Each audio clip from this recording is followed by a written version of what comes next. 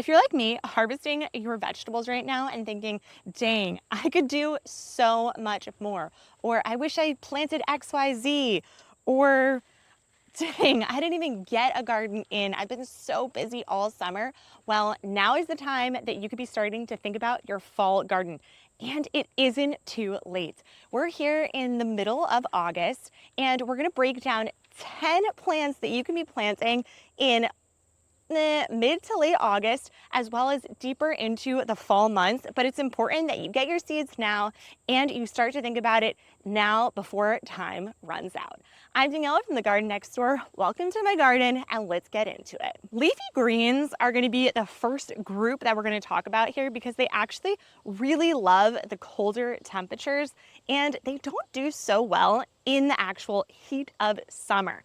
But when you're thinking about August gardening, we're actually thinking about the temperature in the soil, which is a really warm temperature. So it's going to help with germinating our seeds or getting them started. Usually when you're starting a spring garden, you're getting your seeds started inside. Maybe you have heat plates that they're on so that the seeds are warm and getting germinated and ready to grow. But the ground is actually going to be warm enough for us because of that August heat. So it's going to be really important that we're actually creating a lot more moisture in the ground when we get our seeds in. So we're watering them gently but often and creating that moist space. And this is something that our leafy greens actually love. So the first 3 plants that you can be getting in this time are lettuce, spinach, and kale. Now, I love lettuce, and given everything that's going around right now in the world with some of the gross diseases going on with our lettuce, I definitely think growing your own leafy greens is very important right now. So we want to get things in like lettuce. Any type of loose leaf lettuce is going to be the best at this time because it's really going to help with getting your lettuce out and making sure that it can grow before your first frost date. So you're going to want to go into Google, plug in your zip code, and Google will give you a quick update on your first frost date. And then you can kind of count back till then of when you want to get your crops in. Just take a look at your seed packets, see what it says on how long it takes to grow them. But if you're growing a looser leaf item, then usually you're going to get to have some leaves growing along that. And you can just start to eat those until it gets too cold, and then you need to think of a new, more winter setup if it comes to that. Spinach is a really great example of this because it just grows pretty well, and you can start to do some succession planting as well. So get a little bit of spinach in this week, do a little bit next week, and then you'll have fresh spinach up until the frost dates begin. And what's really great about growing spinach at this time specifically is it will start to push to a flower in the hotter months. And you do not want it to flower because then it's going to focus more on flowering and not so much on actually creating the leafy greens, which we really want. That is our spinach. So I definitely suggest getting in your lettuce and your spinach now so that you can start to reap the benefits of that. Our kale here, which I actually already have 2 beautiful heads of kale that I can be harvesting. I like to actually, when I'm harvesting my kale, I'll break down the leaves on it, and it's a great way to harvest. Harvest always from the outside and the bottom first, and this way it will keep growing from your center. But kale is an amazing crop to be growing at this time because it does also love that cooler temperature. Now this kale is just the hardiest of kales and has done pretty well through the summer, but you can see that you can take a crop like kale, start it in the spring, and then be growing it for most of your 3 seasons, your spring, summer, and fall growing seasons, and get a pretty good setup. I do suggest if you're going to start kale, especially because we're in middle to late August as you're watching this, that you might want to go to your local garden store and actually purchase a started kale. This is just going to help you get to your actual kale plant at a much faster speed so that it gets you to actually reap the benefit of the crop and not so necessarily get like little tiny pieces of it. And what's great about growing in this time of year is usually a lot of your bugs are starting to die off. It's getting really hot in the summer.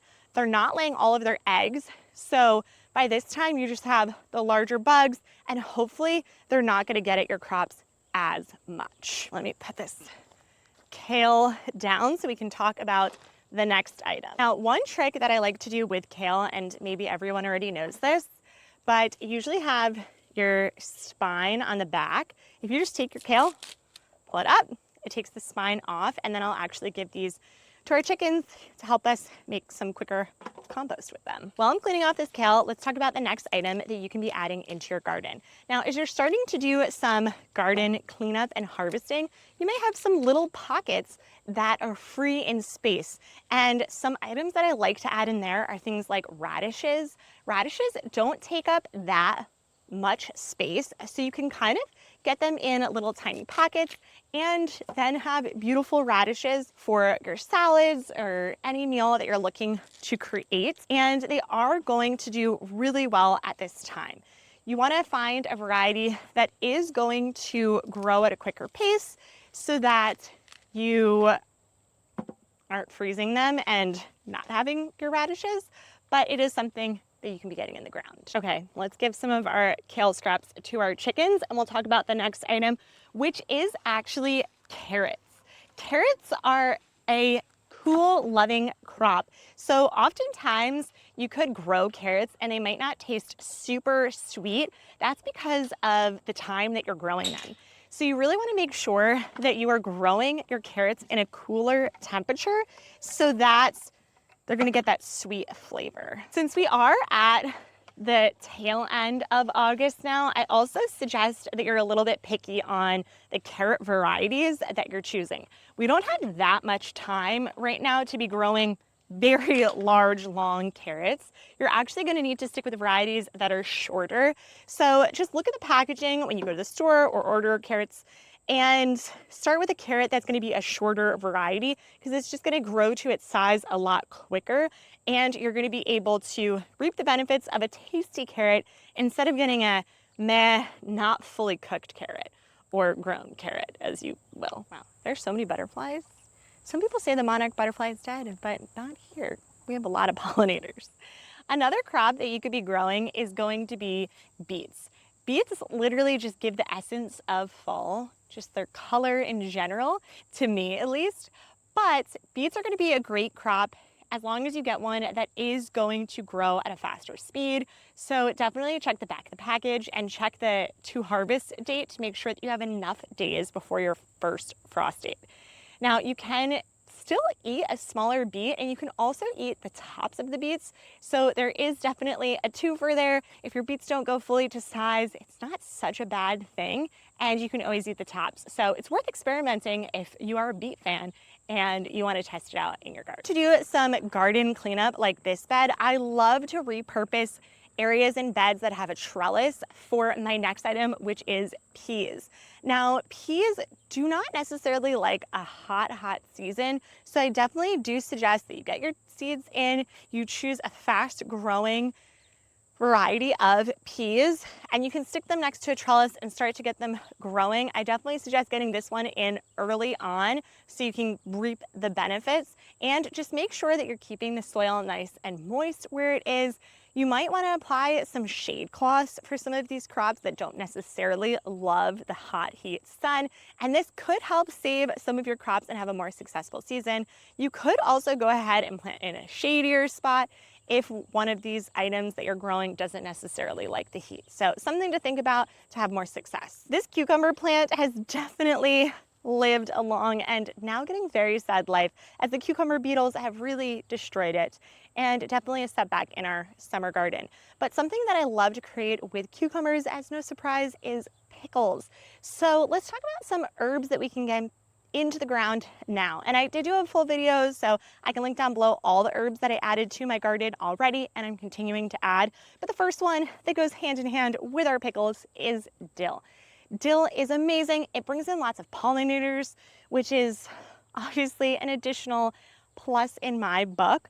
But if you have cucumbers that you're still looking to turn into pickles, or you have more cucumbers going into your garden, then adding dill is a sure win. You can also dry your dill and use it in other recipes that you might be making throughout the year. And that goes with some other herbs that we'll talk about today. The next one is cilantro.